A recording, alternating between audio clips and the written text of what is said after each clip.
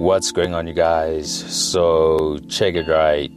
DJ Speedster has announced that he's finally dropping his sophomore album titled 120 Ocean View Drive. But how does this relate to the title of the video? Well, let's get into it. Now, as I just said, DJ Speedster is releasing his new album on the 18th of July, and I find it funny because of two reasons. The first being that he had promised to drop his project last month in June, but obviously nothing came through. And I think artists just need to stop announcing the dates of their upcoming projects because most of them never really seem to deliver. And it's like we as the audience get played because of the expectations that these same artists created themselves. Now, the second reason is because Speedster is dropping on the same day as Gabza, and if you know Speedster well, he hasn't had the kindest of words in regards to piano, and because of that, I believe fans of Gabza will go out of their way to prove that they aren't tired of the genre. People are tired of piano. Yeah. And I say this with the utmost respect to what they're doing and they're moving. But I think people are just tired of piano. And that's why I think Ekunye as well. Wow, they're thanks. like, fuck, let's go. The UR as well. Let's go to Kunye. Let's go to Strictly Soul. Let's go to Hip Hop Floor. People are like, you know what? Let's actually go to places where we know exactly what to hear. Because everywhere else you go, you hear piano. So what's kind of happened is like, okay, now it's like, okay, guys, give us a chance. We're sorry. you know, the game is still mad at us. True. Like, nah. Cause you broke it, yo. 2014, yes. They're like, no. You guys didn't let us in when you were hot. You guys are not coming back in. Jeez, my feet. It's not like that. Now, getting back to the topic at hand, right? Speedster's album is dropping and it's being curated by the dealer himself, Zoocci Coke Dope. Now, the album consists of 10 tracks with features from various artists. I mean, you have some noticeable names like Maglera Dope Boy, Blackie, Usmamane, Flame, Pretty Ugly, Frank Casino, and many more. Now, it's clear that Zoocci had a more hands-on role with the album. I mean, not only is he curating the album, but he's also featured on 3 of the records, and it's safe to assume that his production was utilized as well. And if there's one thing about Zoocci's work, well, Stay Low will always have a say in that regard.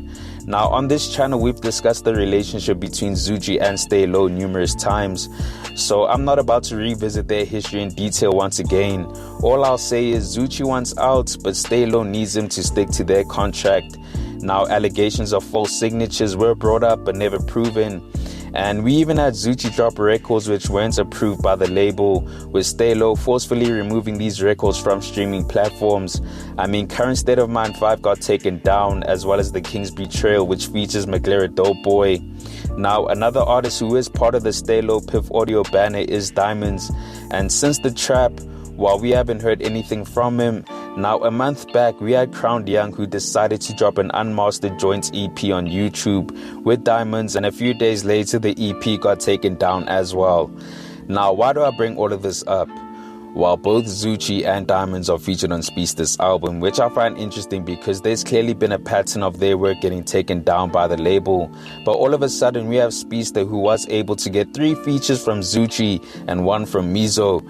And the thing is, Zoocci has made it clear that he doesn't intend on working with Stay Low in terms of him sending them his music so they can drop it. And I mean, on Current State of Mind 5, he said the following: you got people who are able to do that, you know, steal your catalog and represent you and say you publish by them. They do your publishing when you never sign these contracts, and those people's goals is to back us into a corner where we either so broke or where we worried about our careers so much that we're gonna come crawling back and give the same people our music.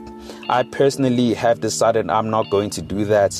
Whether I never get to drop or whether I drop one day, I will not hand over any MP3 or wave to people who manage to do that in front of everyone. This is happening in front of everyone. I just kept quiet about it. I didn't tell the story. Now, when The King's Betrayal got taken down as well, he said the following: I'm sorry I got myself into this, but I can't allow any more to be taken from me and my family, even if it means I'll never get to release music again. We were good and I messed it up by involving myself with those people. This way I die on my feet. So you get the point. Zoocci made it known that he wouldn't cooperate, and this sentiment was emphasized when Vaughn and Fred appeared on the Sobering podcast. recently we got to a point where we had this conversation again. We reignited and said we just have to deliver the first obligations. After that, we're happy to go. Partaking in the release them, we roll them out, boom. He then sent a WAV file, like an hour-long WAV file of about, I think the total was about 16 songs, Fred, or 17, 18 songs. Just under 20. So he sent a one long WAV file of the music and then a track list, right? On iMessage initially. Like a a stereo file. They give you a split. Like all the songs just like that, so you can't see track, but then you saw a track list, right? And then we received that, and then we were like, okay, it's a step, right? Yeah. The next step is to say, what we did do is we sent through a credit sheet, and we just said, hey man, because this would be the responsibility of anyone distributing the music, we need to have the exact credits of who these people are, what kind of financial demands this producer wants or this feature wants, because at that point, like, you don't have like a fluid relationship. So like if Mecca pulls up to me and says, yo man, I got Stogie on this joint, like I'm gonna say to her like, oh, so did you and Stogie speak about the business? She'll be like, yeah, no, we're gonna do an exchange on verses. Alright, cool, we know what that is, right? I don't have to necessarily like because you have to be strategic and careful about the way that you deal with people in the industry, and especially artists, and you want to respect their craft, you want to pay them what they do, 100%. You want to do the right things, but sometimes you also want to make sure that if the artists have a relationship, that takes the precedence, you know, and then they figure it out also with each other, because that's also a healthy way to encourage the collaboration of the business side, right? So we sent through the credit sheet. That never came back. We never got the WAV files. Everything went quiet. And we're in a position now where we just haven't heard anything back. And it's just like a thing of like, there's this idea out there that we are holding Zoocci back from dropping. But that's just not the truth. We've been trying to get the songs to release the music so that we can part our ways quite amicably as much as we possibly can, but that just hasn't happened. And then the second thing that we've heard is that nobody else can drop music if they've worked with Zoocci, which is also just not true. Because I was on the phone with Kilo before the album dropped, and I've been asking Sony for months, bro, when are you dropping this Kilo album? Now we haven't received the songs. I said, yo, when you guys get them, just clear the production with us. No problem, bro. Kilo must release. Spoke to Kilo, said the same thing to him. So it's like, if people are working with Zoocci, have features or have production with him, the only thing that we're saying is you have to honor the contract, which requires a clearance of a verse or a clearance of production through the label that is working with Zoocci officially on paper, right? That's it. You'll clear it. You're not. We clear it. We have. We clear it. We have done that. I'll tell you, we have done it since everyone that does, we just clear it. So here's the thing, right?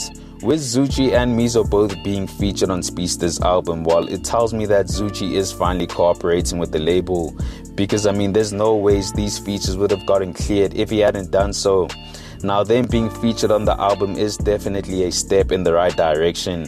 I mean, we all know that Zoocci doesn't mess with Stay Low and he wants outs, but the only way that happens is if he continues to play ball with the label and fulfill his obligations in terms of the contract. Because if not, the homie will forever be trapped, and the only person he can hold accountable is himself. But you guys, let me know your thoughts on this. Do you think Zoocci is finally cooperating with Stay Low? And are you also excited about Speedster's album? Comment down below. Anyways, guys, thanks for tuning in, and I hope you enjoyed. Please make sure to hit that like button if you found the content dope, and hit the subscribe button if you haven't already. It's on to the next one. Peace.